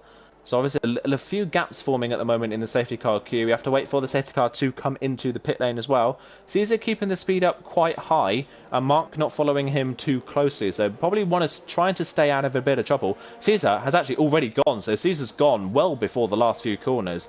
And he's coming into the ultimate corner now already with a 1.5 second gap. But here we go for the restart of the race. Caesar comes up to the final corner. Everyone now on a fresh set of wet tyres, and Caesar has an amazing safety car restart. Nearly 2 seconds clear of his teammate. Caught napping a little bit. He's in second ahead of Mishiro third, Jay Bogan fourth, F1 AMG in fifth. He hasn't served his drive-through penalty as of yet. He's going to have to come in at the end of this lap. Steve in sixth ahead of John is seventh, Focky in eighth ahead of Bert, ninth, Flores 10th. Isotopic having a look at 10th place, but not quite close enough. Jan in there as 12th as well as Ferrari Racers in 13th, Simply Superman in 14th, and Casper into the pit lane for the 5th time in this race is going to be serving his drive-through penalty now. But Caesar, what an incredible safety car restart. Yeah, really surprising, but obviously he caught everybody napping really early restart, but he did good. He already has 1.5 seconds. Mishiro looked like he was awake and was near to Mark, but as we're seeing the whole race, when he comes within 5/10 of Mark, he just drops back again there's no DRS, but out of DRS range. Yeah, that is the thing with Mishiro. It's kind of similar to Jay Bogan. As soon as they get to the back of another car or start battling with another car, they really tend to lose a lot of their confidence and speed. Mishiro using his overtake to try and hold on to P3 into the hairpin. He is going to do so as F1 AMG looks to the inside of Jay Bogan at the hairpin, but isn't going to be close enough to make a move. A little bit of pressure now from the guys behind. He was making a few mistakes towards the end of the last stint, was struggling a bit for tyre grip, and now the people behind him that were slightly closing in on him are now right behind him after that safety car period. Steve a little bit detached in 6th, Tejonis himself a little bit detached in 7th as well. Tejonis actually has a double front lock up there going into the corner, just about gets the car stopped ahead of the 2 Haas cars, and Vlora is still running out the top 10 at the moment. Looking at the front of the field though, it's Jay Bogan, closest man to making a move, but still Jay Bogan has absolutely no confidence. Dropped so much time to Mishiro in front just in the last sector alone. There goes F1 AMG in for his drive-through penalty. Yeah, really. Well, let's see that the positive side. We can see some overtakes from him because he's dropping back now. I have to wait. Yeah, I have to wait and see where he comes out. Obviously, it's a relatively short pit lane here because obviously missed the last 2 corners coming in and missed the first 2 corners coming out of the pit lane. He is still going to come out in last place, or, well, in second to last place. Obviously, Casper running at the back at the moment, but he's not going to be as far off the back of the queue as he would have maybe thought, or would have been if this was another track. So he's actually going to come out only about 4 or so seconds off the back of Simply Superman. Actually, scrap that, even half that, about 2 seconds behind. So he's actually not that far off the back of the queue. So it's only going to be a couple laps really before we start seeing F1 AMG work his way back towards the top 10 again. Yeah, probably within a lap or 2 laps, he's gonna catch up with Simply Superman. He's some clean air now. Yeah, let's see. Everything's really packed together now. Just have to be. If someone in the midfield makes a mistake, it's gonna cost everybody behind them time. So let's see what happens. That is the case. The closest battle at the moment is between the 2 Haas cars. Looks like Birch is trying to get a move done on Focky into the hairpin. He's going to have a look to the inside of the corner, is he? Actually, he's going to go to the outside. Focky's going to defend this from his teammate. Bircher, though, does look like the faster of the 2 Haas cars. He's going to go all the way around the outside before the corner. And Focky has to come almost to a complete stop to not run into the back of him. But Bircher, around the outside towards the hairpin. Good move from him. He's up into 7th. Let's see if he can catch Jonas for 6th place, who is starting to catch Steve for 5th. Yeah, he probably is going to catch him. Birch is really showing pace. Great overtake. So he already has 8 tenths after a couple of corners on his teammate. Wow. Yeah, really gapped him already. As Jan in 10th place now, back into the top 10 after a bit of a torrid race for him. He's back into the top 10 behind Flores in 9th. Flores, we haven't really spoken about him this race. He's doing a very good job. Obviously hasn't had the pace, but keeping it clean, doing very well. Caesar sets the fastest lap of the race of 52.5. Takes that away from F1 AMG, who had the fastest lap before that point. Mark, 2 seconds back. Mashiro, another 2 seconds further back from that as well. Jay Bogan just keeping within range of Mashiro at the moment in P4. But it looks like it's kind of a tale of almost a repeat the first half of the race. It looks like Jay Bogan's very good in the early stages of these tyres, but as soon as any sort of wear or overheating tyre temperature gets into these tyres, Jay Bogan really starts to lose his pace. Yeah, he does, maybe overheating the tires slightly. That's what I saw with F1 AMG. The last couple of laps I was on board with him. He's really on the straight. He's moving away from the dry line to cool his tires off a little bit, going to the full wet part of the track, and it's obviously working for him as he's side by side now with Superman. Yeah, and he's down the inside. Yeah, easy move for the end. Simply Superman's picked up front wing damage somewhere, so he's obviously hit the wall maybe in the last sector. Really been a torrid race for both Racing Point cars. Meanwhile, speaking of the other Racing Point, Casper's come out back onto the track on a set of intermediate, so he's the first person to try the intermediate tyres out. He doesn't look as if he's struggling that much at the moment, but obviously just doesn't quite have the pace of the front runners. But F1 AMG back up into 13th, only 2 seconds behind the 2 Alfa Romeo cars, and then it's back at the top 10. It's his teammate at the back end of the top 10 at the moment in 10th place. Looking further forward again to Jonas, struggling still with traction at the moment, coming out of corners and front locking as well. I've noticed this quite a lot with Jonas. When you watch him from off-board and on-board, every time he seems to hit the brakes, both front tyres lock up. So it looks like he's running very, very forward brake bias, and it's really costing him at the moment. He doesn't really seem to have any confidence on the brakes. Yeah, too bad. And locking up too much is just going. Ooh, yellow flag. Ooh. What happens? What happens? Is that F1 AMG F1 that's gone off? Oh, Ferrari Racer. I think Ferrari Racer's gone off the road somewhere in the Alfa Romeo. He has, yeah. Ferrari Racer's hit the wall somewhere, and F1 AMG has fallen back behind Simply Superman because of it. I don't think F1 AMG's got any front wing damage, but I think F1 AMG had to come to almost a complete stop to avoid him. Simply Superman's back through, and Ferrari Racer has to come into the pits to repair his front wing. Yeah, and that's what I said before. If someone in front of you makes a mistake, it can cost you a lot of time. Really unlucky race for F1 AMG now. And I was just looking at the stops. Caspar has another one. It's 6 stops this race. I think he's going for the world record. He's going for the world record of number of stops in this race. Casper's trying to do the Jensen Button move of coming into the pit lane about 6 or 7 times in a race and winning the race. It's not quite working out the way. Foot was off. Oh, yeah. Foot just dropped down. Oh, he's gone off the road somewhere at turn 3 by the looks of things. He's dropped it on the exit of turn 3. I don't think he's hit anything. Oh, no, he has. He's missing a massive chunk of his right side of his front wing. So the Hassman drops from P8 all the way down to 13th. Meanwhile, F1MG on the same corner a lap later Really passes Superman once again. It's back up into 11th place. Is already nearly back into the top 10 with people starting to fall off the road in front of him. But real shame for Haas, who looked like they could have had maybe both cars in the top 5 just based on pace in this race. It's been a horrible race for them. Fock is going to have to come into the pits and place that front wing. And Birch is currently in 7th, nowhere near where he probably wants to be. And again, look at Sir Jonas. My word, a massive slide coming out of the hairpin. Bert almost slides in sympathy and nearly spins into the wall himself as well. But Sir Jonas really struggling for traction coming out of these corners. And again, yeah. Look at him. He's all over the road. He's really overheating those rear tyres. Yeah, he probably has to pit again because he's not gonna hold this. Either the tire are gonna just burst out like the Mercedes last weekend on Silverstone, or he's gonna crash. He really has to keep his tire. Ooh! Late on the brakes, he hits the back of Steve. They get away with it, but Steve is all over the road on the exit the corner. They've really bunched up now, this battle for 5th place because of that contact from Jonas. I think Jonas got away with no damage on the front wing, but that was just too late on the brakes. And once again, Jonas locking up both front tyres and just running straight into the back of Steve. And again, locking up his front tyres into turn 1. Steve now struggling, trying to recover after that contact, maybe overheating his rear tyres because of the slide, trying to recover some sort of tyre temperatures. Jonas down the inside. We've seen them do this move once before already. Steve having absolutely none of it and keeps the place. Look out for Bert maybe to have a move on these guys. They're side by side. Look how close they come into contact a little bit there. I think Steve just about avoids the wall, but they're side by side down to the corner at the end of the first sector. And Steve, just with straight line speed alone, is going to keep the outside line. But Jonas goes down the inside, and Jonas able to make that move stick in the end, and he's up into 5th place.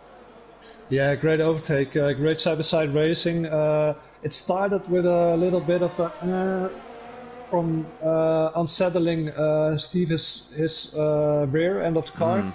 Yeah, after that, some great racing and a great overtake. And Bircher, meanwhile, in the Haas car, absolutely breezes past Steve in a straight line. And he actually is having a go at Sir Jonas. Look at the straight line speed. He absolutely flew past. Jonas sends it down the inside so late on the brakes. I don't know how he got that one stopped. But Bert, from absolutely nowhere, with incredible straight line speed, breezes past the pair of them and up into 5th place. Yeah, great. T. Jonas was completely out of ERS. I think he used it all to get past Steve. Yeah, straight line speed of Bircher. Yeah, Steve trying to come back at Sir Jonas meanwhile, but yeah, Bircher's straight line speed, that was incredible. He came from almost over a second back behind Sir Jonas. I think Sir Jonas thought he was safe from the cars behind and just obviously had no ERS left. He just decided not to use any more, and he got caught napping, and Bircher breezes past.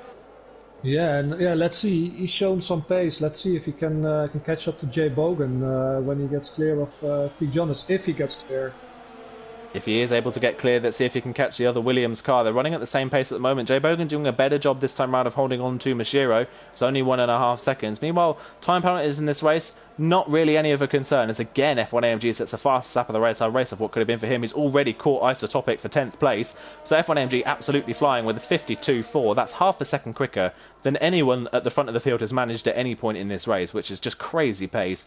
And he's still down in P11, which is just shuts a shame for the championship leader. Good thing for F1 AMG at the moment is that whilst both Williams are in front of him, they've not had the best of races, so they're not going to be massively outscoring F1 AMG at this point in the race.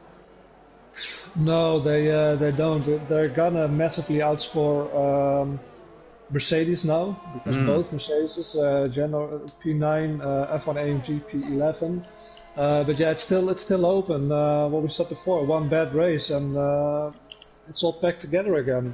Absolutely, yeah, and this is definitely the kickstarter to Renault season. They're going to absolutely jump up the manufacturer's standings at the moment if they are able to keep this top 2. I will say F1 AMG definitely probably has been the fastest man on the track, but Renault have utterly dominated proceedings so far. We've got 4 laps to go. Mashiro in 3rd, becoming detached once again. It's kind of a race of what could have been for Mashiro. He just doesn't have the pace in the wet conditions this time round to challenge the Renaults. But other than that, Mashiro, had the 2 Renaults not been here, this probably would have been a completely dominant win from Mashiro. So it's a real shame for Mashiro, because it's kind of the same as Australia last time out. He had really, really good pace, but a small error cost him so much. And this time round, he has really, really good pace, but just the 2 cars in front of him are in another league at the moment. Yeah, they are. I think we saw a couple of times Mashiro catching Mark, but when he was within half a second, he just fell back and couldn't get back on Mark again. But overall, just really consistent racing, and yeah, P3 is always better than last week DNFing. Well, Absolutely. he did finish, but with a crash. He finished with a crash, and I think he finished in P9 in the end from what could have been a podium. He obviously ran to the end of the race with no penalties, so he could have capitalised on the likes of F1 AMG and the two Williams cars, who both all had at least one penalty each. Meanwhile, Oh, looking further F1 down, AMG.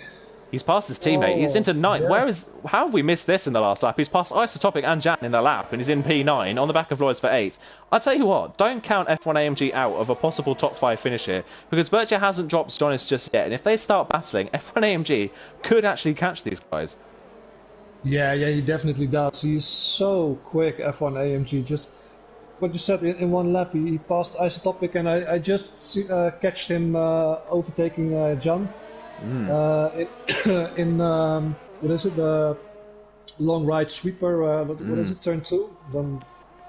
I mean, I think it's turn 2 and 3 by the looks of things, so both of those corners. Meanwhile, F1 doesn't use his overtake to try and get past Flores. Jan's actually coming back at his teammate, I think, and almost got caught out by how he's caught his teammate down the back straight, so he's backed off from a move. But yeah, F1 AMG is absolutely flying through this field. And I mean, while F1 AMG hasn't obviously had the best of races and isn't going to get the result he wanted, he can definitely take away from this race that he's probably the fastest man in the field at the moment, and he's easily probably the favourite to win the championship at this point, just based on pace alone. Yeah, I really think so. And even with the minor setbacks he had today, he kept his head down. So it's probably it's a real fighter, and he just can leave this race with his head up high. Even if he finishes P9 where he is now, I think he's gonna catch Flores within a lap now. But yeah, great racing. Yeah, really, really good racing from F1 AMG. I've got to remember as well, I just had a comment on the stream from Rajayan. Hello to Rajayan, obviously know you as well from League of Europe. He just put a comment in the stream to remember that F1 AMG does have a 5-second time penalty, so his key at this point in the race is going to be to try and gap the likes of Flores and Jan when he passes them. He's got 3 laps to do it, so it's not out of the question that he could gap these guys by enough of a gap to keep P8, but I think obviously with that penalty that's probably going to be the best he can do. Just looking further up at the front of the field as well now, Bercher is only slightly catching Jay Bogan by about 2 or 3 tenths a lap, so Bercher looking set at the moment in P5. Jonas just hasn't had the pace really at this point. Again, to Jonas, fast at the start of a stint, but very similar to his teammate. Oh, F1 down the inside, is he? Yeah, actually around the outside. So around the outside of Flores into the chicane, and he's up into P8. So can he gap the guys behind by enough to make sure that that penalty doesn't affect his position of P8? But still, in one race, we've had 2 amazing comebacks from F1 AMG. Yeah, really, really great, and he just doesn't give us a break. Every time we wanna take a look at someone else, he's pulling out an overtake out of his head again. Meanwhile, Casper is going for his 7th stop. Wow, 7th stop in this race from Casper. He was ahead of Ferrari racer, but it's coming again. I think he's finally always gone for another set of intermediate tyres by the looks of things. But the intermediate tyres just haven't been needed in this race. It just hasn't dried out at all. No, it didn't. I think don't know what. Maybe he's playing a bit now, but I think at this point in the race, I think Casper has just completely run out of wet tyres to use. So he's run out of full wet tyres, because you only get 3 sets of full wet tyres, I think, coming into a race weekend, and 4 sets of intermediate. So he's probably completely run out of full wets at this point, and he's on to maybe his 2nd set of intermediate tyres now. So he's just burning through as many tyre sets as possible at this point in the race. We've got 2 laps to go. The second half of this race is absolutely flown by, but Caesar still leads this race by 2.2 seconds. Both Renault drivers, have to say, have had great races, but Caesar has looked the better of the 2. There has been moments where Caesar has made a couple of little errors, but he has had the pace over his teammate Mark over the full race distance. Bashiro is still in 3rd, still not too far back, so if there is a mistake in the final 2 laps of any of the Renault drivers, Bashiro can capitalise. Jay Bogan's done a better job in this stint of keeping up with the top 3, but he's still 2.2 seconds behind Bashiro, currently in P4. Bercher in P5 has actually taken a second out of Jay Bogan in the last lap. So he's starting to up his pace a little bit. Jonas is getting dropped from him, as is Steve. Steve's getting dropped, and F1 AMG has caught Steve already. Yeah, that's what is it? 1 lap. He already gapped Flores 3 seconds, and he's on the back of Steve. I want to say, when he got past Flores, the gap between F1 AMG and Steve was 3.7 seconds. It's now 6 tenths. He's gained about 3 seconds in 1 lap on the car ahead, and 3.1 seconds on the car behind in the same lap as well. And the good thing for F1 AMG is he's going to go for a move actually down the inside of Steve into the hairpin. Is he going to get the move stuck? Steve has nothing to defend with, F1MG had barely anything to attack with, but he's down the inside. Ferrari Racer now steals the fastest lap of the race. What a race that could have been for him if he's got that kind of pace in the car. Yeah, F1AMG up into 7th place, and Flores and Jan are now starting to battle for P9. So F1AMG can still pull off a P9, a P8 finish in this race with penalties. But yeah, up into P7, he's only 3 seconds off the back of Tejonis. And he came in for a drive-through penalty, 8 laps ago? And was 1 place ahead of Tejonis before he had that drive-through penalty. And you lose about 20 seconds with the drive-through penalty around this track, and he's already re-caught him. Yeah, crazy. Don't know what Mercedes power. I think it's just that crazy speed. Absolutely. Are we running realistic performance cars in this race? Because it does seem like it, doesn't it? Look at that, a 51.5. That's incredible from F1MG. That's so much faster than the rest of the field. I think Caesar's fastest up in this race is a 52.9. He's so much faster than everyone else in the field at the moment. That's incredible pace from him, and he's up into P7 in this race. He's already gapped Steve by 2 seconds. Look out for maybe him actually steal 8th place from Steve at the end of this race, because it's not out of the question that he could take 3 seconds out of Steve in the final part of this race. But we are on the final lap, so we're going to run with the top 2. Mark's made a little error somewhere, and Mashiro's pushing on the final lap to try and make Mark make a mistake and try and steal P2 at the end of this one. But I don't think Mark's going to be pushing too much to get this one to the end. He just has to navigate his way through the final sector, and there's really no overtaking spots in the final sector. He's not really under any pressure either as Mashiro. Well, both of them are at ERS at this point in the race. But coming into the final sector then, we're going to ride on board with Caesar as he comes through the final sector of the lap. It's been, fair to say, a pretty dominant performance from Caesar. We didn't see the best of him last time out as Simply Superman picks up a 3-second time penalty. He's running in 12th at the moment, but well clear of Focky, so he will keep 12th for the time being. But yeah, Caesar struggled so much last time out. Bad qualifying in Australia and a bad race in the end, retiring from the race towards the middle part of the race after a number of spins. But a completely changed man in this race. In the full wet conditions at Vietnam, you could not ask for a trickier set of conditions or track conditions at any point this season, and he's absolutely mastered it. It's been a dominant performance from Caesar. He's going to come around the final corner.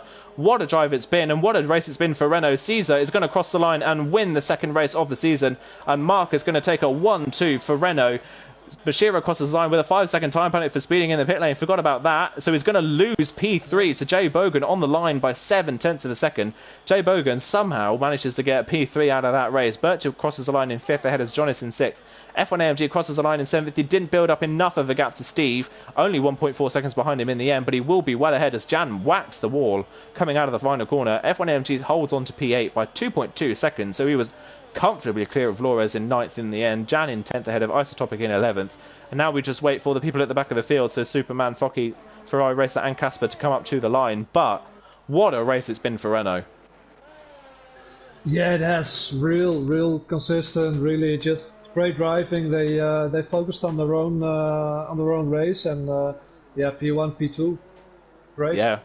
Brilliant stuff from them. Brilliant qualifying effort for them to get a 1-2 in qualifying, 3/10 clear of the field, and then again in the race they're well clear of the rest of the field. And Mishiro losing a penalty on a mistake in the pit lane, speeding in the pit lane behind the safety car has cost him 3rd place to Jay Bogan, who's going to pick up his 2nd podium of the season.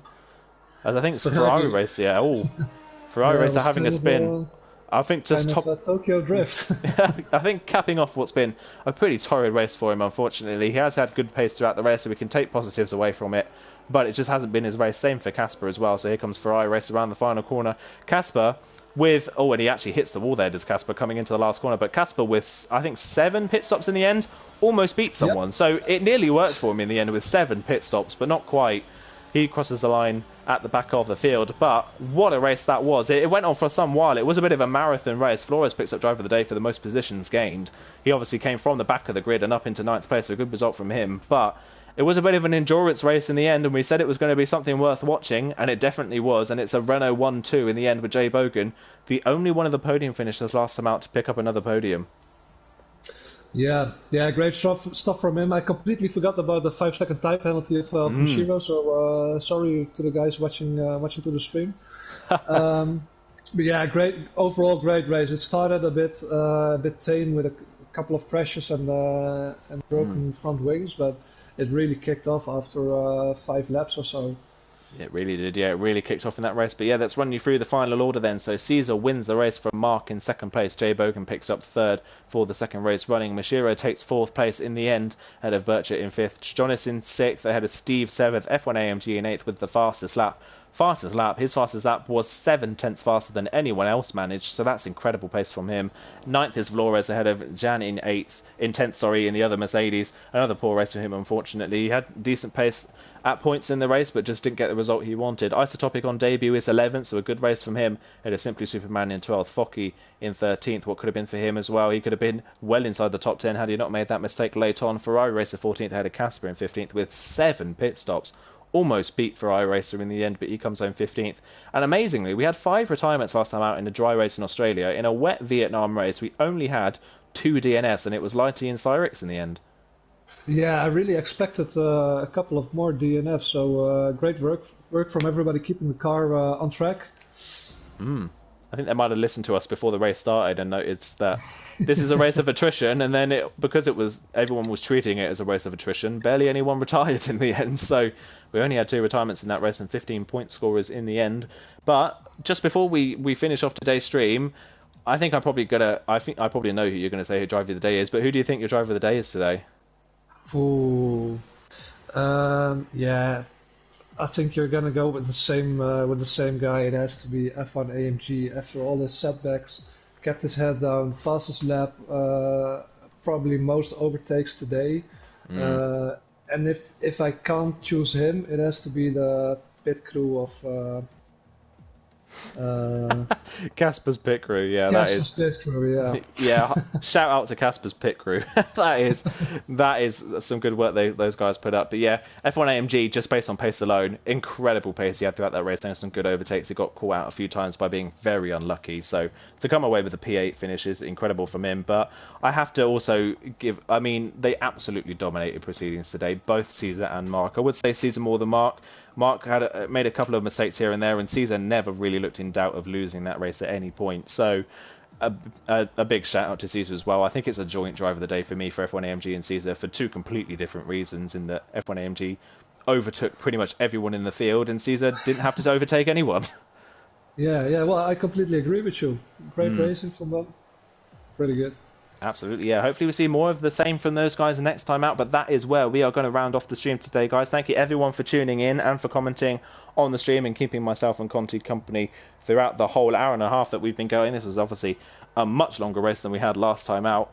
But yeah, we'll be going into round 3 next time out. Round 3 will be taking place at the Netherlands, so another new track for these guys. It's the Dutch Grand Prix at Zandvoort, so look out for another crazy race maybe next time out, and it's the Netherlands as well, so we may see a wet race once again next time out in Netherlands, so you never know what's going to happen. We've already sprung 2 completely different podiums so far this season. We had 2 Williams and a Mercedes last time out. This time out it's a Williams and 2 Renaults, so completely different podiums, so who knows, we may have our 3rd race winner of the season next time out. But yeah, from myself and Conti, thank you very much for tuning in. Tune in tomorrow for Divisions 4 and 5. I'm sure they're going to be great races as well, as will CRC LMP3 on Saturday and CRC IndyCar on Sunday at 8. They will all be taking place at 8 o'clock on their respective days. But thank you for tuning in, and we will see you this time next week. From myself and Conti, it is goodbye.